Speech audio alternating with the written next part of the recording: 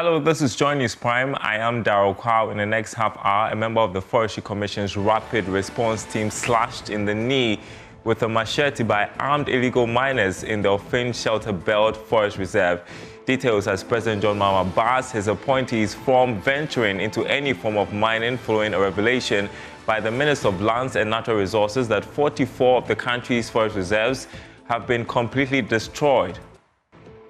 To be a miner, leave government and go and be a miner. You can't be in government and be a miner at the same time. Out of your 288 forests, 44 is completely destroyed, and that they have colors. 9 of the forests had red.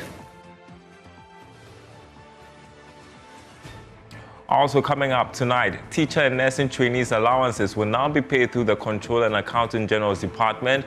As President Mahama explains, this move will eliminate delays in payment of allowances to beneficiaries. News for nursing and teacher trainees. Nursing and teacher trainees' allowances are to be paid directly by the Controller and Accountant General. And Ekumfi residents ask government to fix long-standing health challenges. A consulting room, so they don't have consulting, the couch for examination, and then the detention room, they just have only 3-bed capacity, which is not really favorable because we get a lot of cases. These plus other stories on our radar. Do stay for details.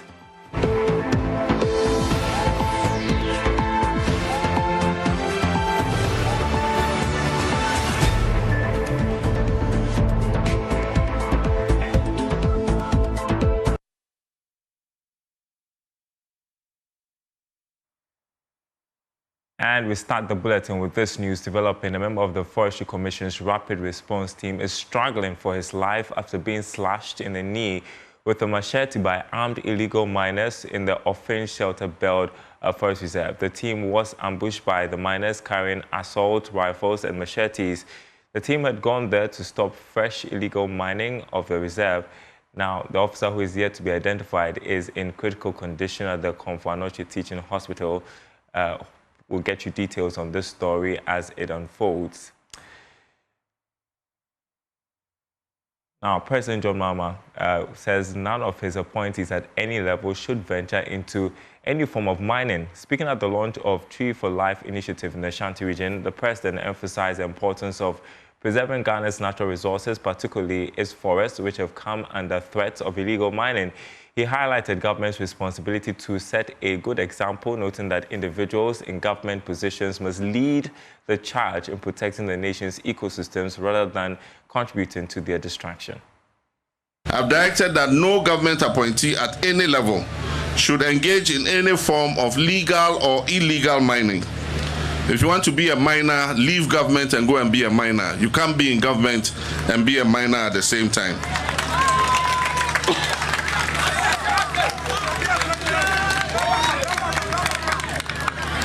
And I wish to reiterate that any government appointee found violating this directive will face swift and severe sanctions, including possible removal from office.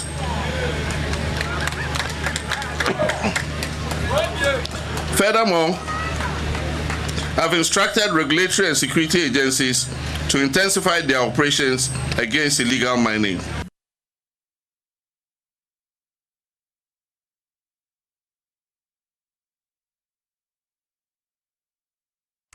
Meanwhile, Minister of Lands and Natural Resources has revealed that 44 of the country's 288 forest reserves have been completely destroyed. Speaking on News Analysis Program Newsfile, Emmanuel Amakofi-Boa disclosed that a recent assessment categorized some forests as critically endangered using a color-coded system where 9 reserves were marked in red and yellow, signaling severe degradation. Company is shutting down water because you have crisis. When the Forestry Commission says that out of your 288 forests, 44 is completely destroyed, and that they have colors. 9 of the forests had red, yellow, and then blue. You know that this is a fighting machine. So that is critical. The other thing is engagement and education of the people of Ghana. If you have seen me in the last, that's the second part. Since I took office, my focus has been engaging the people of Ghana. I've been in parliament, I've been with traditional leaders, I've been with the media, I've been talking to the youth groups, because this fight is not for the Minister of Lands or for the government, it's for the people of Ghana, it's for traditional authorities at all levels, for us to accept that there are things that will be no-go area. There are things we can do, but there are things we must collectively say, this we can do. Not our water, not our forest reserve, that gives us life. That's the third pillar. You're left That's with the two more. Now we have alternative livelihood. If you see us focusing on things like Tree for Life initiative, and we've talked about a lot of programs we are going to do in that area. If you see us talking about all the other things, working with the other agencies, you will see my collaboration with the Ministry of Agriculture. It's all about alternative livelihood and things we can do to empower the youth. The other thing has to be a strong focus on reclamation and revegetation of all these damaged lands. So these are the focus areas of our fight. I talk about the reforms. You know, one of the things we've done immediately I took office was to make sure that we scan the system. You see me set up committees to look at the system. Because what we are talking about is also important. This mining sector is a very important sector. This is a sector that is the small-scale mining sector. It's what has given the government of Ghana over $4.5 billion. It's holding this economy. While away from that, President John Mahama has announced that government will pay teacher and nursing trainees allowances through the Controller and Accountant General's Department. Speaking during his tour of a thank you tour in the northern region, he said this will ensure that all allowances are paid regularly to students, just as the department disburses salaries to government workers. There's good news for nursing and teacher trainees. Nursing and teacher trainees allowances are to be paid directly by the Controller and Accountant General.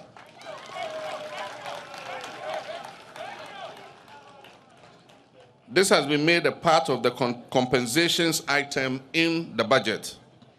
This will permanently eliminate the delay in trainees receiving their allowances. This means that anytime public sector workers receive their monthly salaries, teacher and nursing trainees will also receive their allowances. The Ministry of Youth Development and Empowerment has launched technical committees to oversee the execution of the Ejumawura program and the National Apprenticeship program, which were major promises in the NDC manifesto.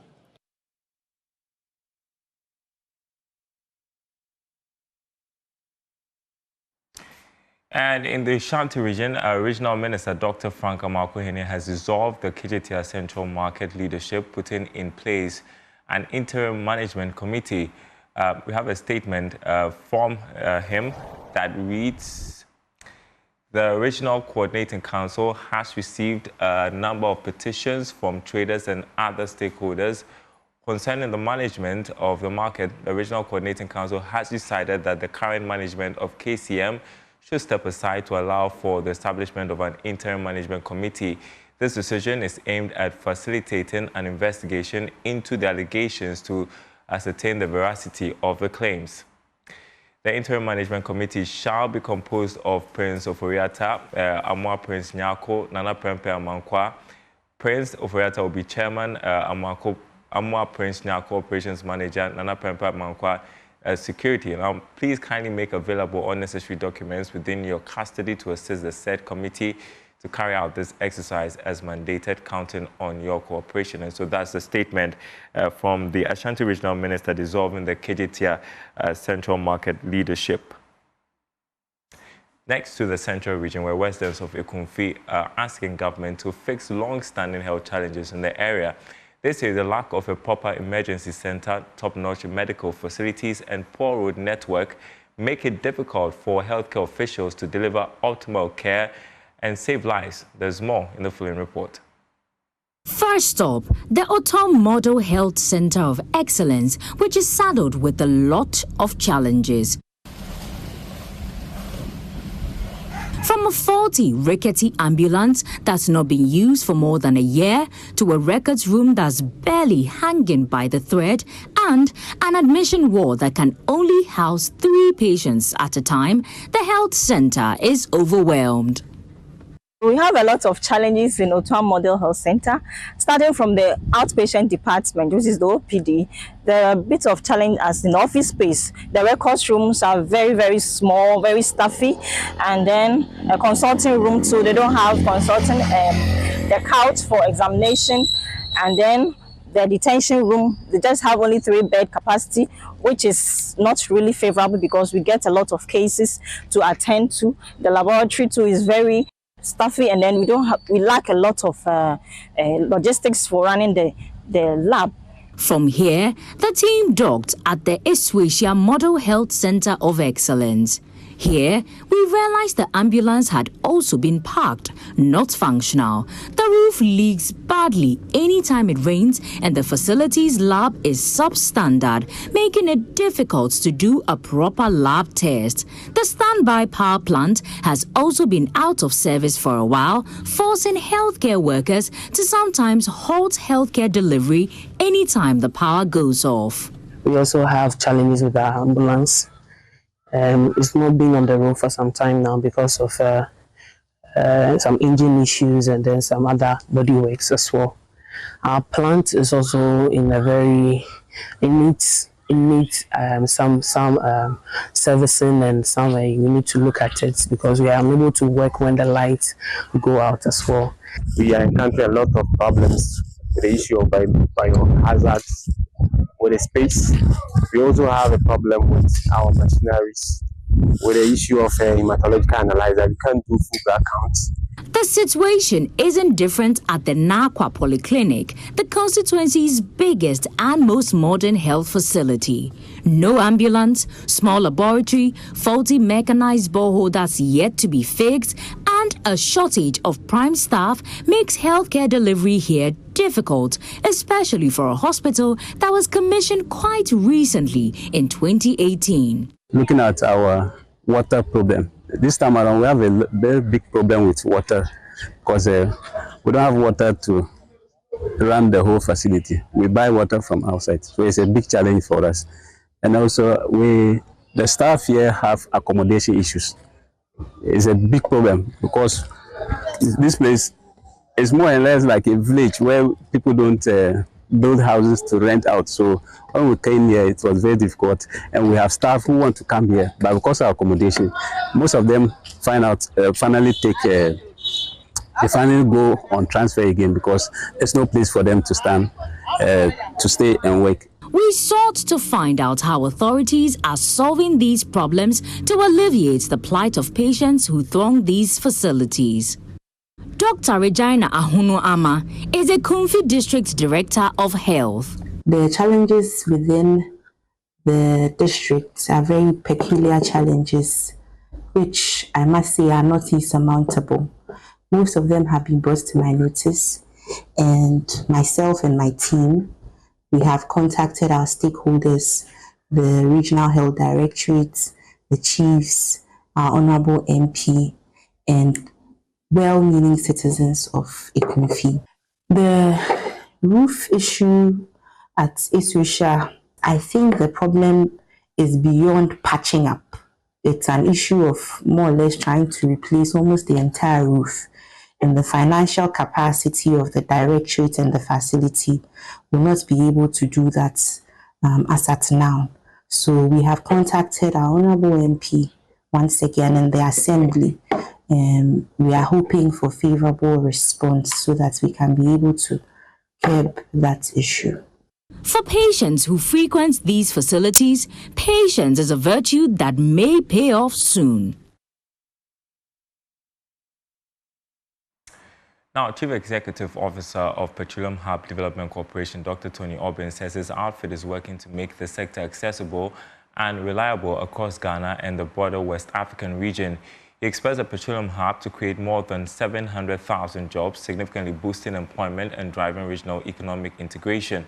He spoke after a visit to the Western Regional Minister.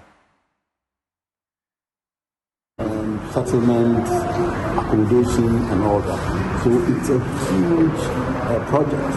Indeed, if you have traveled to Rotterdam before, and maybe Las Palmas, you will see Petroleum Park, where that side is just earmarked or is actually dedicated to the development of infrastructure that help process or add value to our petroleum product and other accessories. This will be the first of its kind in Africa. If it is realized, if it is materialized, this will be the first of its kind in Africa. And that will not be too slow because Ghana has always taken the first, and all that. The president is so committed to ensuring that this sees the light of day. We know that there are challenges at the moment.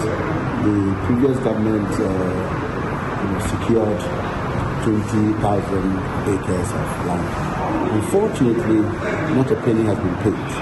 So when that happens, even though you have used state's muscle to acquire the land, not having paid becomes a problem. Because then it is not sure whether it's yours or not.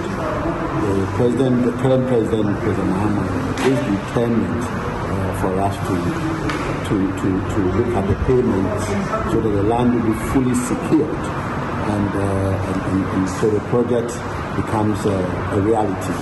The president is also committed to ensuring that the people in Jomoro start getting the benefit immediately. It is not waiting for the hub to be there before the people of Jomoro and the Western region and Ghana and Ghana begin to have the benefit. We want us to start training the youth.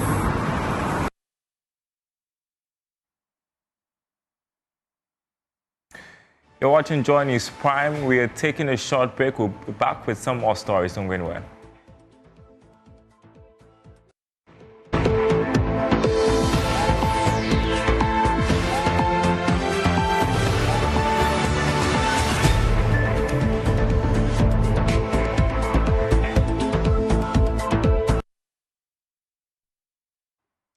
Welcome back. We start this next part of the bulletin from the Upper West region, and Upper West Regional Manager of the Ghana Water Company Limited, Michael Kwesi Kluche, says sand winning around the Black Water is affecting the quality and cost of water production.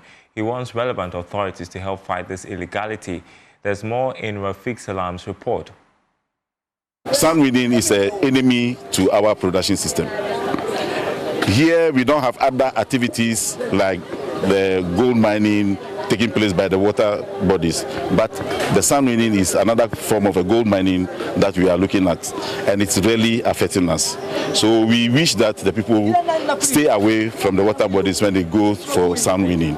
And also remember that the more cleaner the water is, the more cheaper it is to produce, and then the more cheaper it is to be sold to the people. So if you are winning sand and the turbidity is high and we have to spend more chemicals, which are always imported anyway to this country to produce, then it means that the cost of production is going to go high. And if it does go high, we will have no choice but to pass it on to the customers. Well, meanwhile, in the central region, the Ghana Water Company Limited says the refusal of consumers to pay their bills is affecting smooth operations. Regional Manager Engineer John Eric Kofi warns that the financial burden hinders efforts to maintain and expand water supply in the region. Supply situation used to be very bad somewhere between January and February. But as we speak, it is now better. We had challenges in Esacho and its supply area. We had challenges with Befikrom and its supply area. But now, as we speak, we are now getting enough inflows into our reservoirs. So we are now producing, though in limited quantities, but at least everybody within the affected area is now benefiting. So I think it's quite better now. A month ago, we had issue with drought, severe drought and its effect on our water bodies in the region. And so Esacho dried up, the source dried up, Befikrom also dried up, Bremene Sekuma also dried up. But as we speak, we don't have much issues. Now we are receiving more rains in Eastern region most of these sources are coming from eastern region. So the issue of indebtedness, the outstanding bills in respect of private connections or private customers is almost close to 70 million Ghana cedis. And we need this amount of money to buy chemicals, to pay electricity, to pay our staff. And if these monies are not being paid, then our operations will come to a halt at some point in time. So we want to plead with our customers to make full payment so that we can also serve them better. With respect to, which your question again, the other one? Tape. Away from water issues, a dentist at the Joabin Government Hospital, Dr. Brefo-Agyen Frimpong, has hinted proper oral care can help in early detection of kidney diseases and other chronic illnesses. Early detection of chronic illnesses is relevant in ensuring proper treatment. Dr. Agyen Frimpong is advocating enhanced education on oral health. Here's a report by Nanaya Ojima. According to the Ghana Health Service, over 70% of adults in the country suffer from oral health conditions.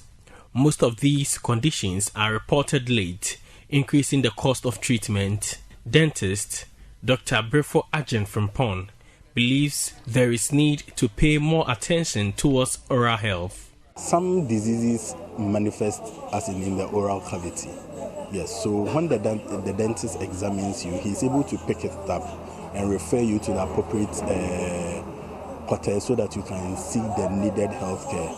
Simple diseases can manifest in the oral cavity, so it's very essential.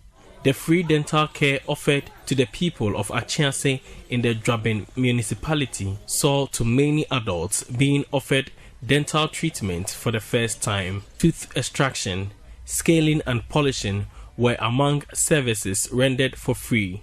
Joabin Municipal Disease Control Officer Emmanuel Amankwa is worried about inadequate professionals in the field. We encourage each and every one that they should take oral health very seriously, because the cases that they are seeing here today are very serious cases, especially dental caries, halitosis, and other oral health conditions.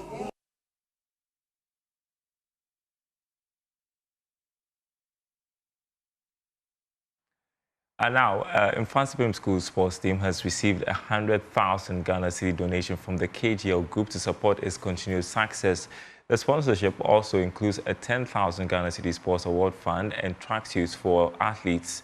This investment aims to strengthen the team's competitive edge, sustaining their dominance in school sports for a fourth consecutive year. Yes, more. As part of its corporate social responsibility, the KGL Group donated 100,000 Ghana cedis and tracksuits to the Mfantsipim School Sports Department. The group has also established a 10,000 Ghana cedis Sports Award Fund to annually recognize the school's best sports performer. Alex Dade is executive chairman of KGL Group and a proud MOBA. Today we want to make a small donation of 100,000 cedis. So, apart from that, we want to commit to, first we want to commit to a sports fund, to an award to the best sports person of the year to be done every Founders Day or Speech Day. So we put in 10,000 cedis every year for the best sports person. We want to provide some tracksuits and sports equipment to them. Ebusiapenyi Moses Baden, a former sportsman of the school, said the ongoing construction of the Kwabotre Center for Sports Excellence will not only develop top Ghanaian athletes, but also produce sportsmen of international repute. One of the pillars of that excellence was not just academic education, but also to focus on producing sportsmen, not just for Ghana, but internationally.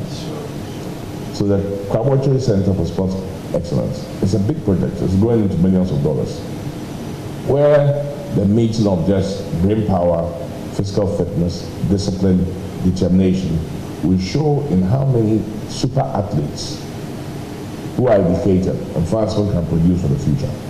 The headmaster, Very Reverend Ebenezer Kwabena Edu, assured old boys that the school remains committed to sustaining its winning streak. I'm proud, I'm humbled, I'm happy to be here to receive this on behalf of sport development in the school. And I promise you, you keep on doing what we think is good. And you go everywhere to get them, to train them to be people that we can be proud of.